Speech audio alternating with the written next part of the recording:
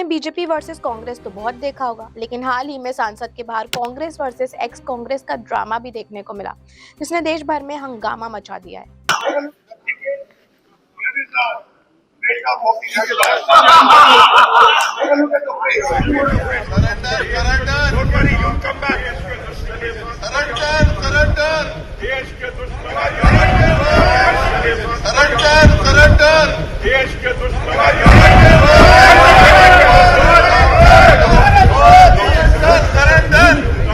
ये video parliament के बाहर का है, जहां राहुल गांधी अपने ही एक्स कांग्रेस लीडर रवनीत सिंह बिट्टू, जो 2024 लोकसभा इलेक्शंस के दौरान बीजेपी ज्वाइन कर चुके थे, राहुल गांधी उन्हें रवनीत बिट्टू को सबके सामने ट्रेटेड फ्रेंड यानी कि गद्दार दोस्त कहते हैं। राहुल गांधी बोलते हैं, ये देखिए गद्दार जा रहा है, इसका चेहरा देखिए, हाउ ट्रेटर्स लुक लाइक।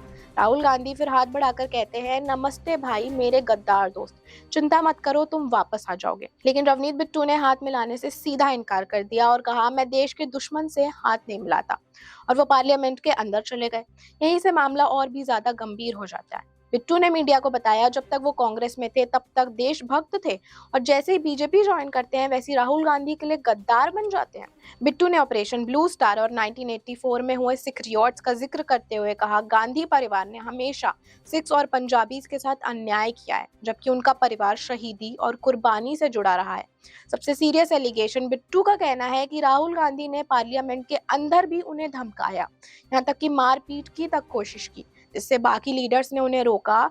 लेकिन बिट्टू का कहना है कि क्या राहुल गांधी अपने आप को देश का या दुनिया का राजा समझते हैं? वो जो चाहे वैसा होगा। बिट्टू ने यह भी कहा कि गांधी परिवार सिख्स और पंजाबीज का सबसे बड़ा दुश्मन रहा है। गुरु ग्रंथ साहिब के सामने गोल्डन टेम्पल में गोलियां तक चलाई गई थी, और मैं ऐसे लोगों से हाथ नहीं मिला सकता। और सबसे शॉकिंग एलिगेशन रवनीत बिट्टू का राहुल गांधी पे, कि जब राहुल गांधी पावर में नहीं आ पा रहे हैं इसलिए वो डिस्टर्ब्ड है, वो नशे में लग रहा था, गली का गुंडा भी इस तरह का व्यवहार नहीं करता। रवनीत बिट्टू के मुताबिक राहुल गांधी उनके पीछे पार्लियामेंट तक आए और बोले, तुम वापस कांग्रेस आ जाओगे। बिट्टू का जवाब था, मैं कांग्रेस वापस आने से पहले मरना पसंद करूंगा। इस इंसिडेंट के बाद बीजेपी और सिख लीडर्स ने कहा, राहुल गांधी का ट्रेटर रिमार्क सिर्फ बिट्टू नहीं बल्कि पूरी सिख कम्युनिटी की डिग्निटी पर अटैक है। पूरे मामले के बाद देश भर में राहुल गांधी के खिलाफ प्रोटेस्ट हुए और उनके पुतले जलाकर देशवासियों ने आक्रोश जताया है। और ये पहली बार नहीं हुआ है। राहुल गांधी पहले भी विदेश में कह चुके हैं कि इंडिया की डेमोक्रेसी प्रेशर में है और इंस्टीट्यूशंस पर एक आइडियोलॉजी का इन्फ्लुएंस बढ़ रहा है, जिससे उनकी पॉलिटिकल असहमति रही है। लेकिन सवाल ये है कि क्या भारत के इंटरनल इश्यूज को ग्लोबल स्टेज पर उठाना क्या एक रिस्पॉन्सिबल लीडरशिप का कर्तव्य है?